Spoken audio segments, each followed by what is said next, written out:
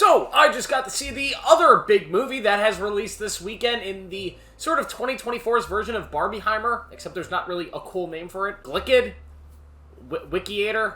They don't work. I'm talking about Gladiator 2, of course the sequel to 2000's Gladiator, one of the greatest movies of our time, one of the greatest movies ever. It's an absolute classic that was made by Ridley Scott. This is a movie that's been in the works for pretty much as long as I've been alive. It's also a movie that I never thought needed to get made, nor that I think it would get made. But here it is, Gladiator 2, it exists, we have it, Ridley Scott has made it, only 1 year after releasing Napoleon, and 2 years after making House of Gucci. This guy needs to sleep. But Gladiator 2 is a direct sequel to the first movie, taking place a little bit after that first movie, after the death, of course, of Maximus, played by Russell Crowe, as we follow Lucius, the boy from that first movie, who is now grown up and turned into Paul Mescal, who is a gladiator in his own right. He gets swept up into this big revenge plot, which kind of coincides with this gigantic Roman politics plot, and it's very similar to the original Gladiator, except maybe on a larger scale. And there's a lot about this movie that I really love, and the first thing is that scale. This movie feels epic. It doesn't feel like a downsized version of Gladiator, which many sequels tend to feel today, especially when you make these brand new sequels to these classic movies. They end up feeling like gigantic CGI fests that definitely water down what made the original special, and I don't think this one does it. This movie feels like a ginormous Ridley Scott epic, which is why it's amazing that he made it in such a short period of time. Rome feels huge. The action set pieces are big. The story still feels personal to each character involved in it, like the first one did. The music is grand. The runtime is vast, and deservedly so. I don't feel like most of this movie is ever wasted. It never really feels like it's dragging or boring. And yet again, it just feels epic, which was my biggest fear with this, is that it wasn't going to feel as big and epic as the original, which would make it just kind of fall flat. No, this is an epic Roman Colosseum movie that you kind of want. Is it as good as the first one? Not really. This film is missing some stuff that first movie had. The main thing is Russell Crowe, Maximus. Maximus is one of the greatest characters in film history, and he's a character that's easily... You clasp onto him very early in that film, because he is this proven general, this proven badass leader. Early in that film, you know you're watching something special because of this character, and as he grows into this revenge story, having lost what he's lost, and having this very identifiable villain in, the Emperor played by Joaquin Phoenix, it makes that plotline so much easier to grasp onto, because it's such a simple personal story with Rome as the backdrop. This story, it's not bad. There are really good characters in this movie, but a lot of it does feel a little bit rehashed. You have Paul Mescal, who plays this character Lucius, and I'm not gonna, shit on Paul Mescal like a lot of other people are doing in this world. At the moment, there's a lot of reviews talking so bad about Paul Mescal and saying he was miscast. I actually really like what Paul Mescal has in this role. I really like what he brings to the screen here. He's playing a very different character than Maximus. I think the movie suffers most when they're not allowing Lucius to be his own person with his own inner struggles, and they're just trying to make him be this badass war leader like his father, which is what a lot of the early movie does. But as he grows on, he does end up becoming this extremely thought-out character that has great screen presence and is his own thing. That being said, the early parts of the movie, he's unable to carry it the way that Russell Crowe was able to carry it. He doesn't bring that same grit and that same groundedness. But yet again, as the film gets into its third act, I really love his character, and I love the physicality he brought to it. You have Denzel Washington in this movie, who, as everybody has been saying, is one of the best parts of the film. He brings his A game. He plays Denzel Washington, but in Rome. His character's complex, he's deep, he's got a great background, and his goals and all the things he's trying to do, I really, really enjoyed. He's essentially Littlefinger, right? He's playing this guy who's playing the Game of Thrones absolutely perfectly in this world of Rome, and how he contrasts all the different characters and the politics going on. It was definitely a well-needed character and a well-needed sort of antagonist in this world. I also really like Pedro Pascal here, although there's a part of me that wishes maybe they took another 10 years in this time jump, so Pedro Pascal could have played an older version of Lucius, because he does kind of bring that badass presence that Russell Crowe has, that natural leader and grit to him. He's awesome in this film, playing this general of Rome. I don't want to get too into his character, because sort of discovering the ins and outs and his motivations, and is he a good guy, is he a bad guy, is part of, the fun of the movie, and I just really like what he brought here. Connie Nelson's back from the original.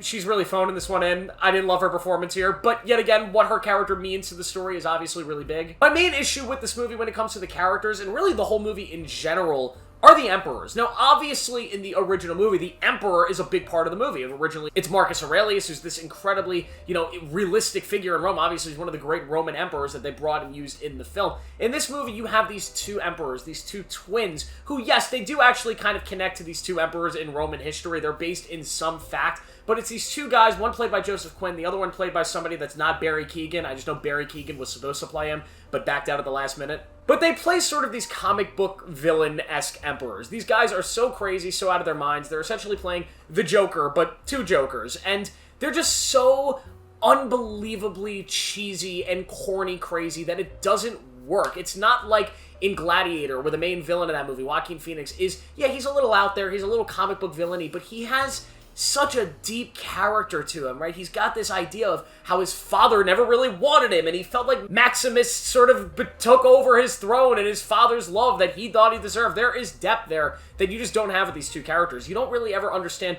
how these guys became emperors after the ending of Gladiator. Like, who made these two kids emperor? Like, that's one crazy thing that you never really have answered. And they also just feel like they're background characters in the larger story of Rome, in the story of Denzel and Paul Mescal. And they don't feel like they're really that intricate to the plot. It felt like you could pretty much put anybody in there, call them the Emperor, and the plot would have worked the same exact way. I was not a fan of them, although I do love what Joseph Quinn was trying to do with the character. The character is just poorly written. That's my only issue. It's probably the biggest issue with the entire film. My only other issue, really, is the fact that I feel like Gladiator 1 ends in a spot where this movie was not needed, right? At the end of Gladiator 1, they take down Joaquin Phoenix, Maximus dies, but they say, hey, it's okay, we're going to rebuild Rome, we have the army coming in, things are going to be okay, we're going to be chill, and we're going to reset the Roman Republic, right? That's the idea at the end of Gladiator 1. I don't think anybody watching Gladiator 1 is watching the ending of that movie thinking, wow, Rome is still going to be screwed up. You're thinking, no, Rome is saved. Maximus saved Rome. This movie, because you need a sequel, they decided to say, well, no,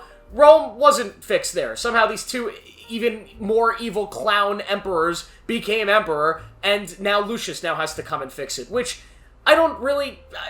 It feels like contradicting the ending of the first movie just to create a plot for the second movie, which I don't know if I love. Of course, there's also historical inaccuracies. I hear a lot of people complaining about the sharks in the Roman Colosseum and, like, the coffee places in Rome. I don't care that much about it. I'm not coming to see a realistic Roman, sort of adaptation here. Who gives a shit? But yeah, if that's something that's gonna bother you, that's in here too. But overall, though, looking over all of that stuff, looking over the stuff with the emperors that I don't really like, looking over the fact that I don't think this story was really necessary or made sense with the end of Gladiator 1, what they actually deliver, or what Ridley Scott delivers here, is a really epic, large-scale Roman story that has politicking, it has great gladiator fights, it has Paul Mescal being a badass, it has Denzel Washington being awesome, it has Pedro Pascal being cool, you have great setups, great battles, an awesome third act that leads to one of my favorite on-screen, final fights ever. I just really love the way it was filmed, the way it looked. The brutality in this movie is up to par. It has the music, right? Everything about this movie, I feel like, makes it a worthy successor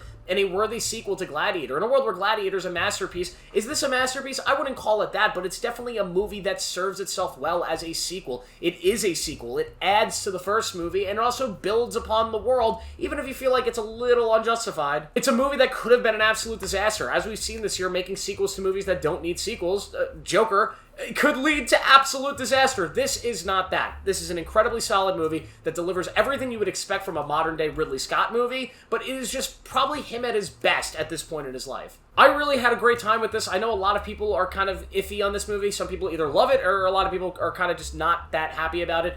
I had a fantastic time with this movie, and I could strongly recommend it. I love this film. I did not go in expecting it to be an Academy Award Best Picture winning movie like the first one kind of was. I was not expecting to get a Russell Crowe-like performance. I was just hoping to have an epic Roman Colosseum movie that doesn't shit on the story of the first one and allows its characters to all have entertaining, fun arcs that work within the mythology set on in the first film. And I got that. I definitely had that in this film. Yet again, my only issue, we needed more information about how those two dweebs became emperors of this world. I understand the real-life story about how the twins became emperors, but you don't really get that much here to explain how the politics went from at the end of that first movie to these guys being the emperors in this one. It just felt like Ridley Scott wanted these comic book villains to just appear and be crazy and give Denzel Washington a way to be this sly little fingers guy in the background. But overall, I had a great time with this movie. I will give Gladiator 2 a 4 out of 5. Yes, this thing is a banger. Go check it out. Thank you guys for watching. Make sure to like this video, subscribe for more 10 notifications. I'll see you in the next one.